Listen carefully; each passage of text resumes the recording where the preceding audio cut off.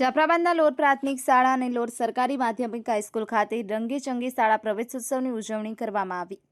હાલ રાજ્ય સરકાર દ્વારા શાળા પ્રવેશોત્સવની ઉજવણી કરવા ચાલુ હોય તે અનુસંધાને જાફરાબાદ તાલુકાના લોર ગામે પ્રાથમિક શાળા તેમજ લોર સરકારી હાઈસ્કૂલ ખાતે પ્રવેશોત્સવની ઉજવણી કરાઈ હતી। આવેલા મહેમાનના હાથે બાળકોને શાળા પ્રવેશ આપવામાં આવ્યો હતો।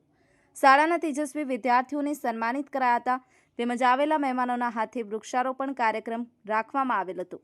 આ તકે આવેલ મહેમાનો જિલ્લા પંચાયતના કારોબારી ચેરમેન શ્રી કરશનભાઈ ભીલ તથા જાફરાબાદ તાલુકા ભાજપ પ્રમુખ કુલદીપભાઈ વરુ તેમજ સીઆરસી શ્રી ચાવડા સાહેબ, લોર ગામના સરપંચ અશોકભાઈ વરુ, શાળા એસએમસી તમામ સભ્યો, લોર ગામના દરેક સમાજના આગેવાનો, વાલીઓ, સ્કૂલનો તમામ સ્ટાફ, પત્રકાર મિત્રો તથા ગામના તમામ સમાજના આગેવાનો તેમજ પત્રકાર મિત્રો હાજર રહ્યા હતા।